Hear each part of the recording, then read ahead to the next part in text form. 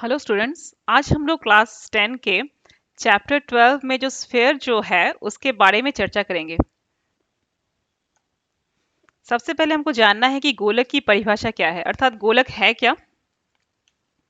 इस चित्र के सहारे हम समझ सकते हैं कि गोलक देखने में कैसा होता है। नेक्स्ट, ये जो है, अगर हम गोलक को ठीक बीचों बीच काट दें तो हमें जो चित्र अब दिख रहा है वो जो है अर्ध गोलक का चित्र है।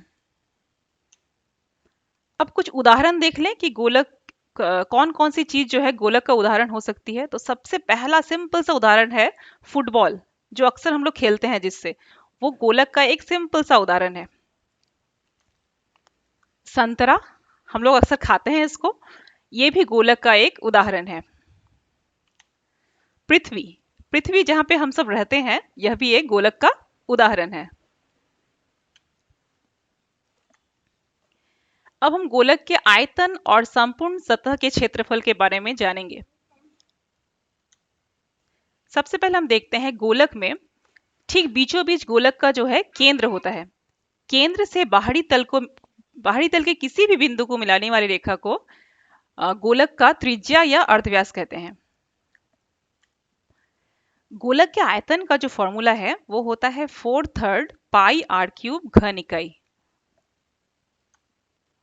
और इसके संपूर्ण सतह का क्षेत्रफल या जिसको सरफेस एरिया भी कहते हैं, ये होता है 4 पाई आर स्क्वायर वर्ग इकाई।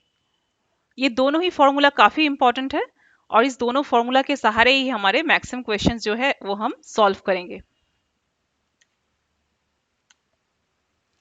अब हम एक्सरसाइज और एक्सप्लेनेशन की तरफ बढ़ते हैं। तो चित्र के सहारे इसको समझने की कोशिश करें। तो मान लीजिए एक अर्धवृत्त है, तो एक अर्धवृत्त का हम चित्र बनाते हैं।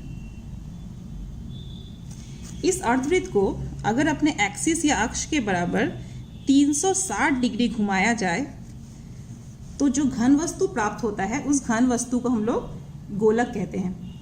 तो इसको घुमाने के बाद कैसा प्राप्त होता है घन वस्तु, हम देखते हैं, चित्र के सहारे बनाने की कोशिश करते हैं। तो वो देखने में लगभग इस तरह का होता है। अब इस अर्धवृत्त का जो अर्धव्यास है अर्थात r, इस अर्धवृत्त का जो अर्धव्यास है वही इस गोलक का भी अर्धव्यास हो जाएगा। ठीक है।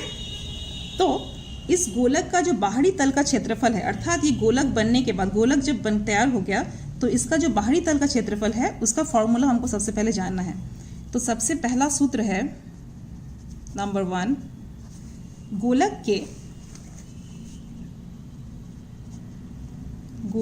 के संपूर्ण तल का क्षेत्रफल, या इसको वक्र तल का क्षेत्रफल भी बोलते हैं। गोलक के संपूर्ण तल का क्षेत्रफल बराबर होता है 4 पाई आर स्क्वायर। अब ये क्षेत्रफल चूंकि है इसीलिए 4 पाई आर स्क्वायर वर्ग इकाई, जहां पाई का वैल्यू हमको पता है, पाई बराबर है 22/7, और आर क्या है, आर जो है अर्धव्यास या त्रिज्या है गोलक का। ओके, ये सबसे पहला फॉर्मूला। उसके बाद दूसरा फॉर्मूला है, दूसरा सूत्र है, ये गोलक जितने जगह को घेरता है, ये गोलक जो है जितने जगह को घेरता है वो गोलक का आयतन कहलाता है। तो गोलक के आयतन का फॉर्मूला होता है गोलक का आयतन V बराबर 4/3 पाई आर क्यूब। पाई जहाँ पर 22/7 है और आर जो है अर्धव्यास है। और एक बात ध्यान रखना है, ये चूंकि आयतन है इसीलिए आयतन हमेशा किस चीज में होता है, घन इकाई। ओके, तो ये हो गया गोलक का दो फॉर्मूला। इसके बाद हम देखते हैं कि अर्धगोलक क्या है। तो गोलक को अगर हम लोग ठीक बीचों बीच, अर्थात इसके व्यास के यहाँ पर, इसके ठीक बीचों बीच अगर गोलक को हम लोग दो हिस्सों में बांट दें तो जो दो हिस्से प्राप्त होते हैं उसको हम लोग कहते हैं अर्धगोलक। तो अर्धगोलक अगर हम लोग चित्र बनाएं तो वो देखने में किस तरह का होगा, लगभग अर्धगोलक का एक चित्र बनाते हैं। तो अर्धगोलक होता है देखने में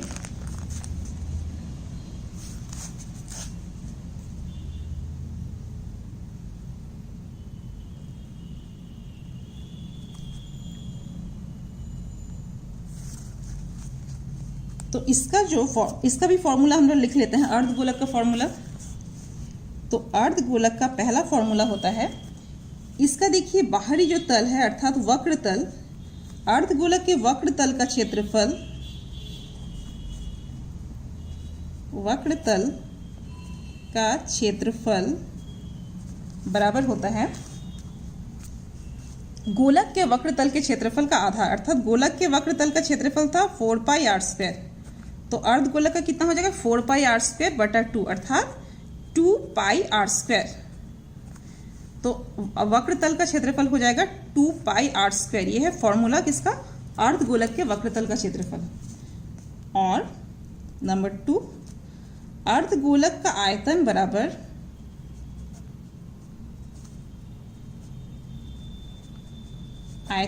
हो जाएगा गोलक के आयतन का आधा अर्थात 1/2 इंटू 4/3 पाई आर क्यूब। तो ये 2 से काटेंगे तो 2/3 पाई आर क्यूब। तो ये हो गया अर्धगोलक के आयतन का फॉर्मूला।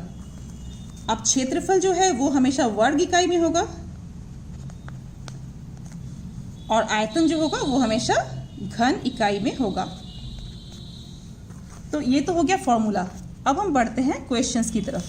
तो सबसे पहला क्वेश्चन है, क्वेश्चन नंबर 1, किसी गोलक का अर्धव्यास 10.5 सेंटीमीटर होने से, ये सेंटीमीटर होने से उसके समग्र तल का क्षेत्रफल ज्ञात कर लिखें।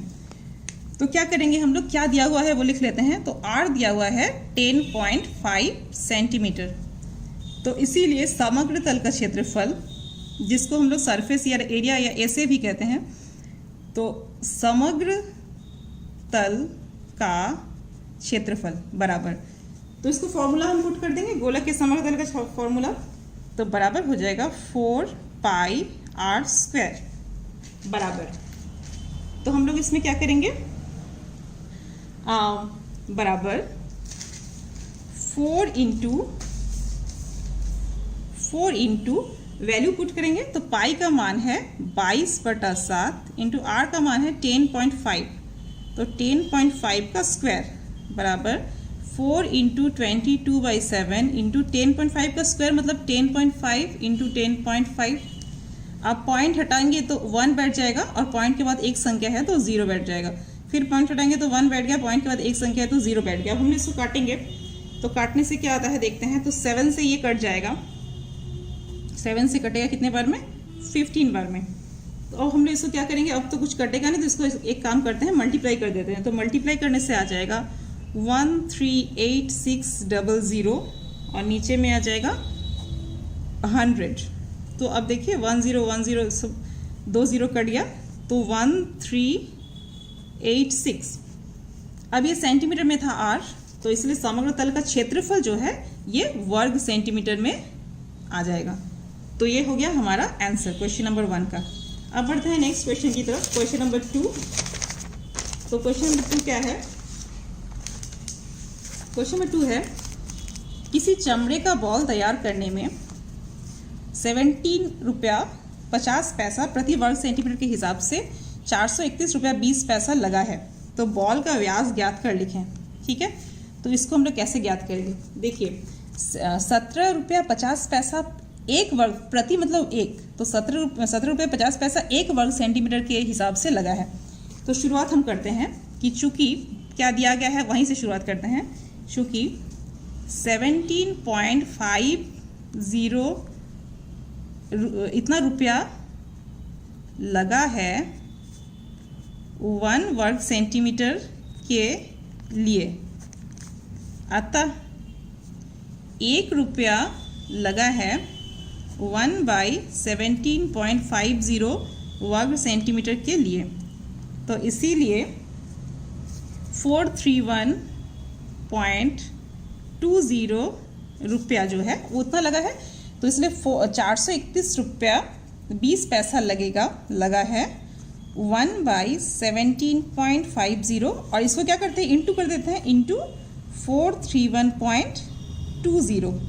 अब पॉइंट के बाद 2 संख्या, यहाँ पे पॉइंट के बाद 2 संख्या तो ये कट जाएगा, तो बराबर हो जाएगा।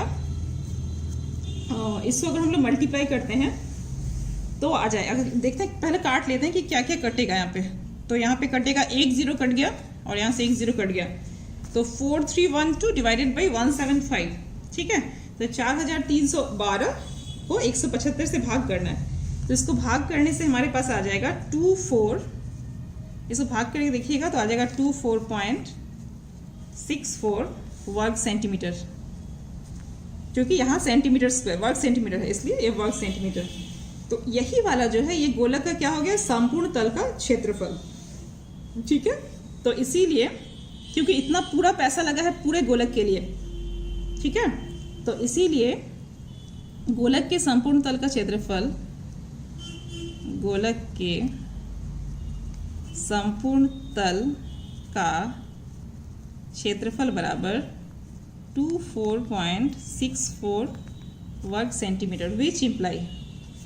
अब गोलक के संपूर्ण तल का क्षेत्रफल आ गया इतना, तो इसके अब हम लोग क्या करेंगे, इसकी जगह में हम फॉर्मूला को पुट कर देंगे। तो फॉर्मूला क्या होता है, गोलक के संपूर्ण तल का क्षेत्रफल का फॉर्मूला होता है 4πr² बराबर 24.64, विच इम्प्लाई 4 इंटू पाई मतलब है 22/7 इंटू r² बराबर है 24.64, विच इम्प्लाई, अब हम r² को यहीं रख देंगे और बाकी को उधर ले जाएंगे। तो r² बराबर हो जाएगा 24.64 इंटू, ये 7 बटा में था तो ऊपर चला गया, इंटू डिवाइडेड बाई ये 4 इंटू 22 जो है वो नीचे आ जाएगा, तो 4 इंटू 22, ठीक है। अब क्या है कि हम लोग इसको काटेंगे। तो सबसे पहले पॉइंट हटाएंगे, तो पॉइंट हटाने से पॉइंट के बाद 2 संख्या है तो इसीलिए नीचे में आ जाएगा 100। अब जो है 22 से ही ये कट जाएगा, देखते हैं। तो 22 से एक बार में पहले कटा तो 2 आया, उसके बाद फिर एक बार में कटा 4 आया, तो फिर 2, इतना हुआ। तो अब हम लोग इसको क्या करेंगे, गुना कर लेंगे, या फिर देखें और कुछ कटता है कि नहीं। 4 से ही कटेगा शायद ना, 4 दूना 8, 4 8 32, ठीक है। तो हमारे पास कि इतना आ गया, r² का वैल्यू आ गया 196 डिवाइडेड बाई 100। तो यहाँ से r बराबर हो जाएगा 196 डिवाइडेड बाई 100 का रूट, विच इम्प्लाई r बराबर 196 का जब रूट करते हैं हम लोग तो आता है 14 बाई कितना आ गया, 100 का रूट आ जाएगा 10। तो इसीलिए r बराबर आ गया, r का कितना वैल्यू आया, 14 को 10 से डिवाइड कर देंगे तो एक अंक के बाद पॉइंट बैठ जाएगा, तो 1.4 इतना सेंटीमीटर, ठीक है। लेकिन क्वेश्चन में क्या बोला है, क्वेश्चन में बोला है बॉल का व्यास ज्ञात करना है। हम लोग व्यास कैसे ज्ञात करेंगे, इसीलिए व्यास बराबर या d बराबर, d मतलब डायमीटर, व्यास का फॉर्मूला होता है 2r, तो 2 इंटू r मतलब 1.4, तो बराबर हो जाएगा 2.8 सेंटीमीटर आंसर। तो इस वीडियो में बस इतना ही, मिलते हैं नेक्स्ट वीडियो में।